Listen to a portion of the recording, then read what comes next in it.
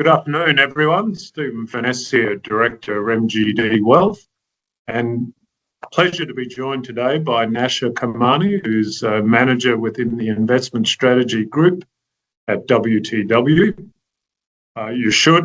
Listeners should recall that WTW is one of our major asset consultant partners, and we speak to either Naasha or his colleagues on a regular basis to keep our valued clients informed of all things economic and investment market related. So thank you, Naasha, for joining us today.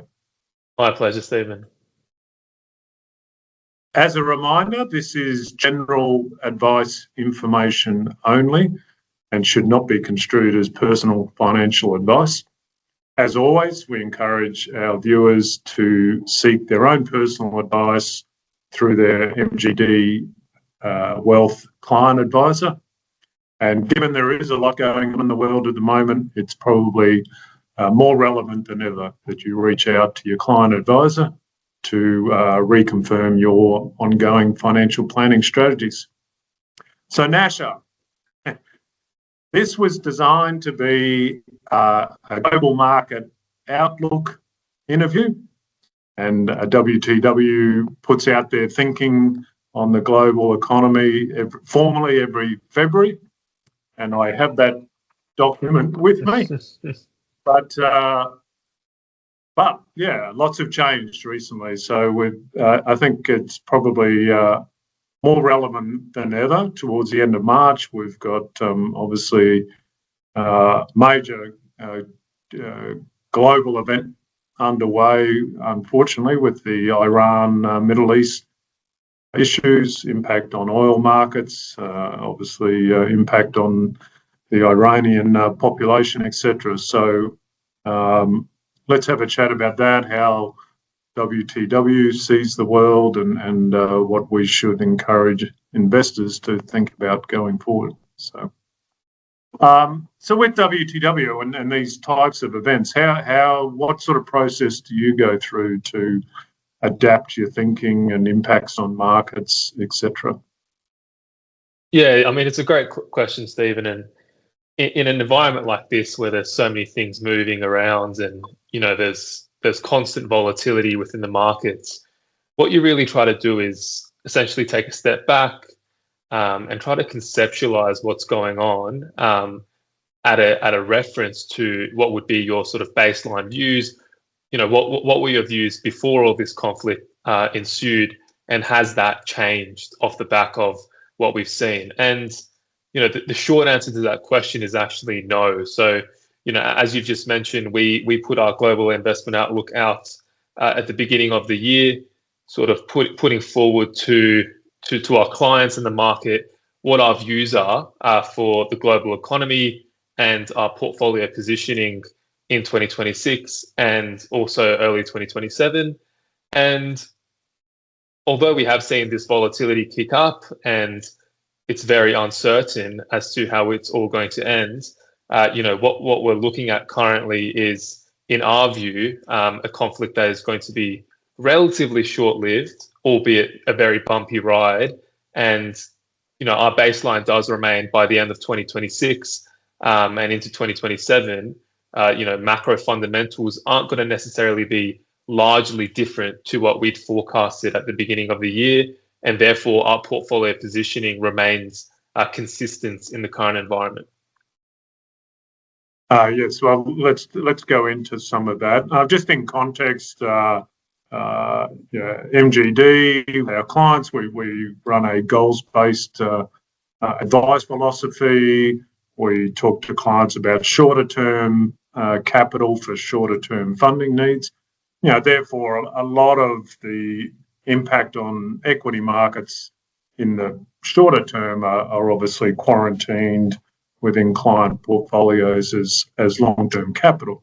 So that in itself, that advice philosophy is a risk management strategy, which it's times like this where the benefits of that sort of capital allocation model really come home for clients. So within context of longer-term capital, which by implication is equity, property, infrastructure type investments, it'd be good to just unpack that.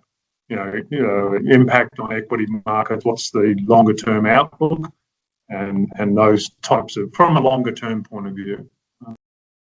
Yeah. So the way that we sort of conceptualize our investment outlook is for 2026, 27, but past that, as you've mentioned, maintaining what would be a rigorous and diversified portfolio structure, having exposures to international equity markets, Australian equity markets, but then other asset classes that you've mentioned, property, debt as well.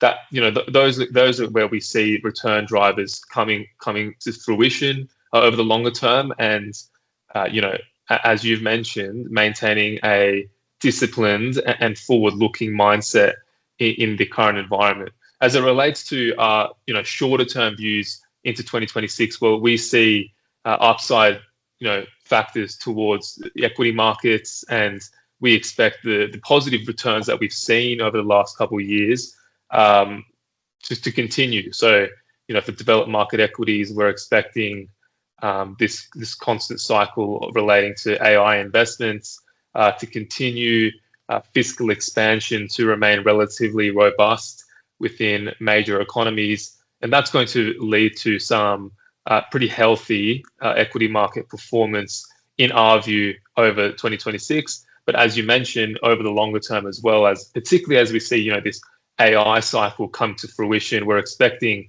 productivity gains over the 10-year horizon, which as you mentioned is going to play into portfolios over the longer term. So Naasha, we're towards the end of March 2026. Obviously, there's a lot of discussion, rightly so, about the oil price impact on cost of living, which is obviously measured by inflation. Previously we were hopeful that inflation would be kept under control by central banks around the world, and interest rate settings related to that. Does this, hopefully, if this conflict is short-lived, does inflation, is it only a transitory thing in the meantime? If there is a spike of inflation and we get back to the trajectory we were on before? Yeah, so if the duration of the conflict is relatively short-lived, over the next couple of weeks we see a ceasefire. As you mentioned, the inflationary effects to that degree are going to be transitory. The situation where you would see it be further embedded within economies globally is, it translates to higher inflation expectations. That leads to higher sort of expectations around wages growth. And then you're seeing this reinforcing cycle within economies, which would lead to longer term inflationary effects. But our baseline view is that the conflict's going to subside over the next couple of weeks. And off the back of that, the oil price is going to fall again. It's important to note that before this conflict, actually, the oil price was on a downward trajectory. So we'd seen some, opening up of supply from some key players within the market. So as we see this conflict sort of come to an end, we're expecting that pace to continue, to oil prices to see some sustained falls over the next couple of years. And that's going to be sort of, helpful to the environment for the central banks to sort of ease policies. Yeah, and on if we go back to February, previous conflict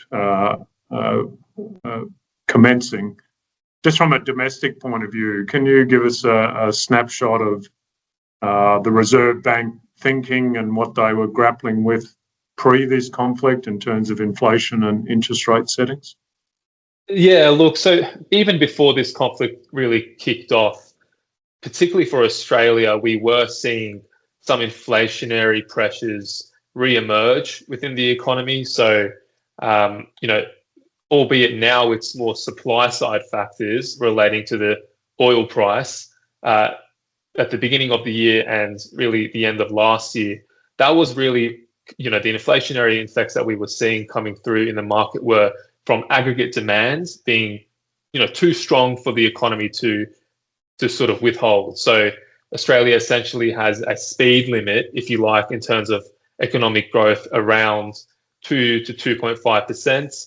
If the economy starts to grow faster than that and aggregate demand continues to be strong, well, that's going to lead to inflationary effects within the economy, which is, what we started to see at the beginning of 2026.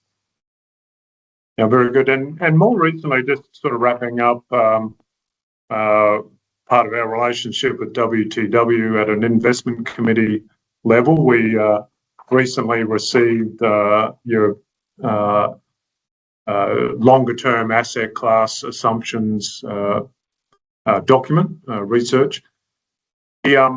Assuming this conflict doesn't become prolonged, the House view seems to be supportive of equities still. I note some reference there to emerging market equities seemed fairly favourable for the longer term. High quality private markets investments, infrastructure seem to be fairly supportive. So certainly the diversified high quality growth portfolios that you help us with generally seem supportive of that strategy, obviously with a caveat on how this Iran conflict wraps up. Is that a fair assumption? Yeah, that's definitely fair. These capital market assumptions that we set out are conceptualized over what would be a 10-year horizon. What looks sound from an investment portfolio framework over the next 10 years for our clients to be invested in. As you very rightly mentioned, that landscape remains intact and our views remain intact despite some of this recent volatility that we're seeing. Very good, Naasha. Well, thank you for your time today. I'm sure you and your investment strategy team colleagues are pretty busy assessing markets and economic data at the moment. So appreciate your time. Just a reminder for our clients, general advice information only. And as always, please get in touch with your MGD wealth advisor, client advisor, if there's any particular queries that arise. Thank you, Naasha. We'll chat again soon. Thanks, Stephen. See you soon. Cheers.